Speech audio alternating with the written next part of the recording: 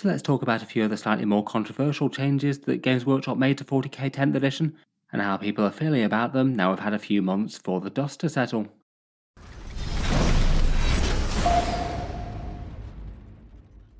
Hello and welcome back to Auspex Tactics, where today I thought it could be interesting to take a video to take a look at people's opinions about a few things that were kind of controversial when they came out in 40k. 10th edition certainly shook a whole bunch of things up. I was kind of interested that now people have actually got a fair few games in, gotten used to a bunch of changes, and actually been playing with miniatures on the tabletop. Are these the problems that people really thought they were?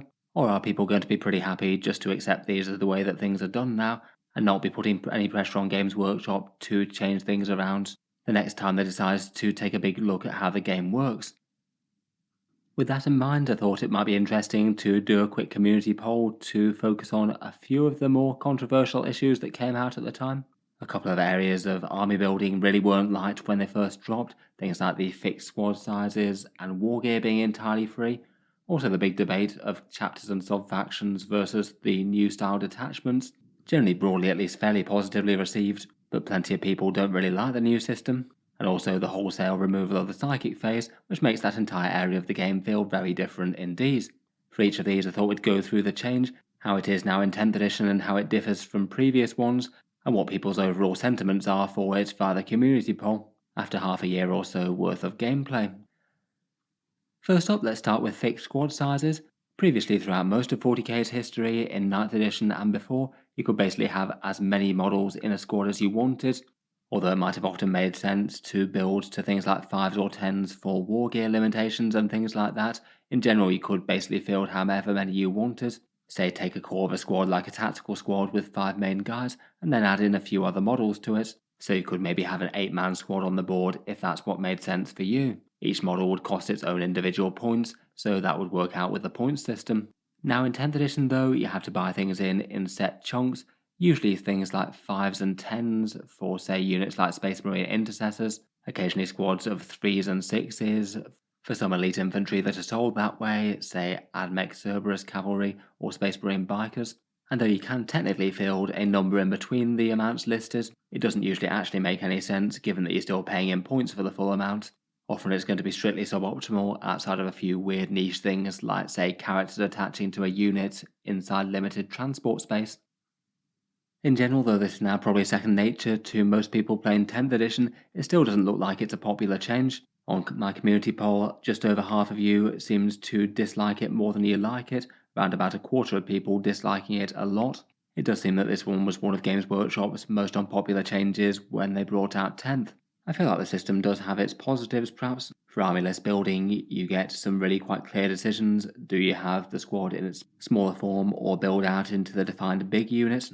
They generally tend to be built around the amount of miniatures that you get in a box, so you're not in a weird situation where you might be buying a box of miniatures, but it only makes sense to use, say, 7 of them or something.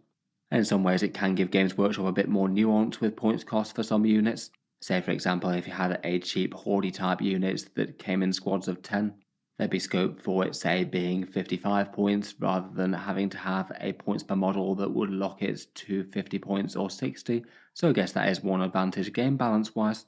Overall though, it still feels like a change that maybe just didn't really need to happen all that much, and you could still have a pretty straightforward system by the way that they had it before with a set points per model. I don't think it really helps out list building all that much, and there are a few other advantages of giving people more customization. Certain transports can be pretty annoying, such as say Blade Guard trying to ride in an impulsor with a character attached a max-sized squad can't fit, and there's similar things with various flavours of Land Raiders. Otherwise it just doesn't give you quite as much flexibility if a mid-sized squad makes sense, or if that's all you just have points for.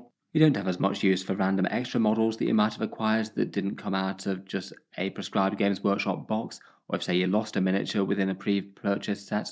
And random extra models can be a good way to help finish a list. Just say, okay, this squad will take a few more models even if it doesn't make the most optimal sense, rather than buying in things in set blocks, so you might have an awkward amount of points left over.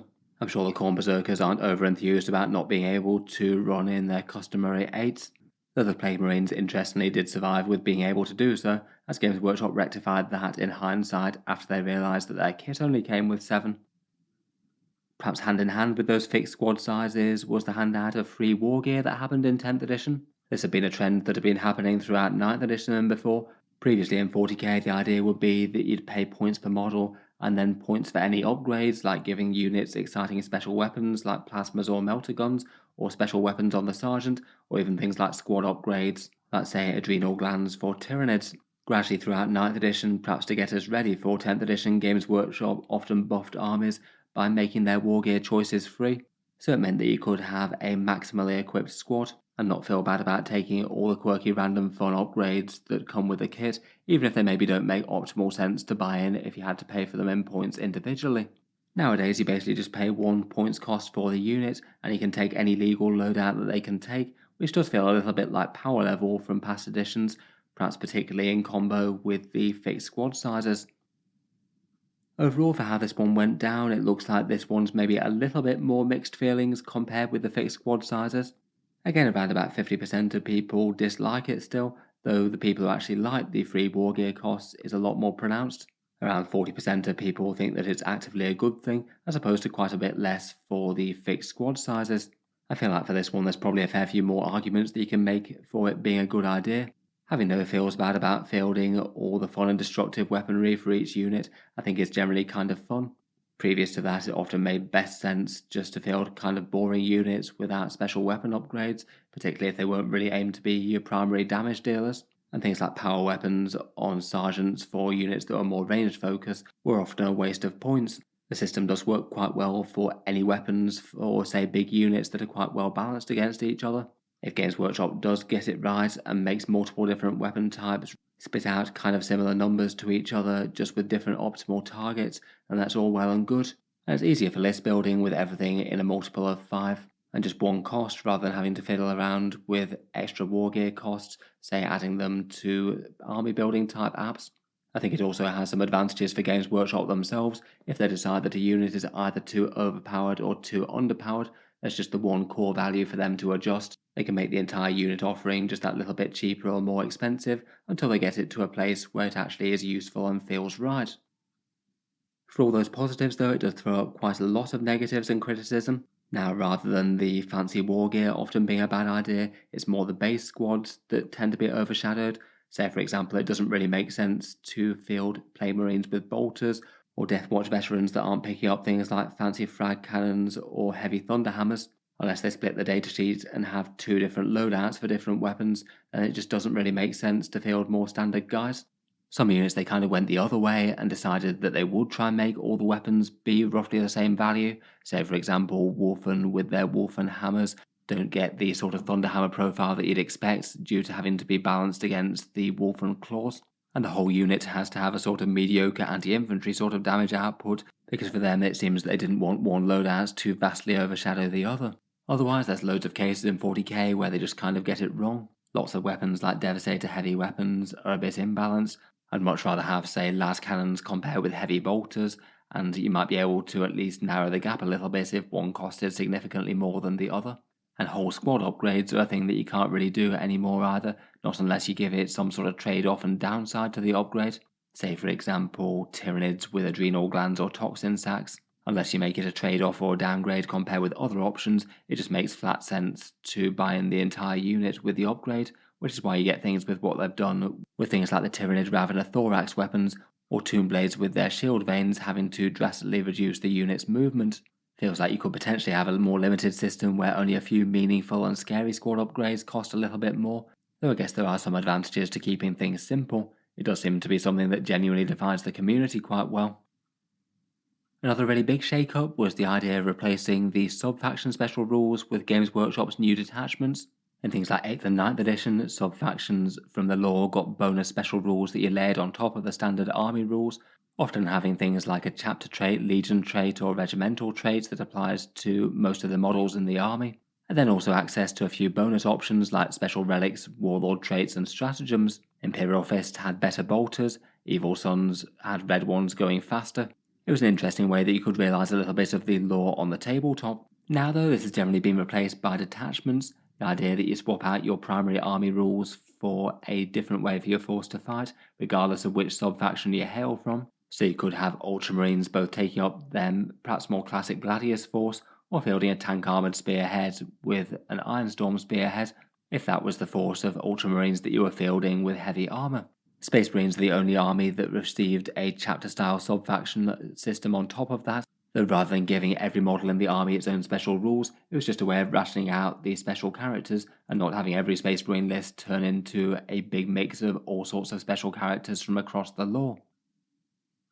In general, when this was announced, it seemed like people were somewhat hesitant about the new system, but willing to see where Games Workshop was going with this whole detachment type thing. It does seem that broadly they do seem to have stuck the landing though, as after the first few months of 10th edition, it seems that far more people are in favour of the new detachment system compared with the old sub-faction one, with only around about a quarter of people disliking the change. I feel like from an overall game design point of view, it does seem like a better idea really. Perhaps having the rules choices not tied to paint schemes, I think maybe isn't the worst for a bit more separation of hobby versus game rules. It was always a bit weird when you were playing with a chapter like, say, Imperial Fists in 9th edition, where you might really like the fluffy rules that they had for the army, but just in terms of raw game power, it meant that you were at a big handicap compared with people who painted their armies different ways, unless you went down the route of running them as a different chapter. This way, there's nothing to say that you couldn't just run them with the rules and detachments that you felt best represented your army. And there's probably something to be said for having replacement sets of rules with the different types of detachments as well, rather than just having literally layered special rules like adding the sub-faction to the rest of the support that the army already has. Perhaps one of the ways that Games Workshop has reduced rules bloat in 10th edition. When they're done well, it does seem that the detachments do seem to encourage genuine different playstyles quite well, certain units and themes within the armies being exemplified, but not really locking anything out. Some seem to work more than others, though I feel that was probably a little bit less true than the old sub-faction style system. There often tended to just be one or two solid picks for an army, and the rest be significantly mediocre. I feel like maybe it does lose a little bit of simplicity though. In general, people understood the idea that my Space Marines are Ultramarines and therefore they use the Ultramarine special rules. That does have a bit of simplicity, so I guess there's some positives and some trade-offs there.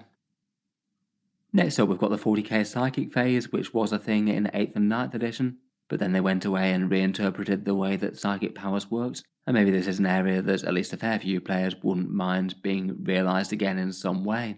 In 8th and 9th edition, Psykers could choose powers from a list that they had and had some customization with how they fought. Say you could choose to give them a Witchfire to deal damage or some sort of boosting power to make their foes more dangerous or debuff the enemy. And then they had the entire Psychic phase, the way that they could roll to cast powers, with some being a bit more dangerous and hard to do than others. And if the enemy had Psykers on their side of the board, they could try and dispel enemy powers with their system of Deny the Witch within 24 inches.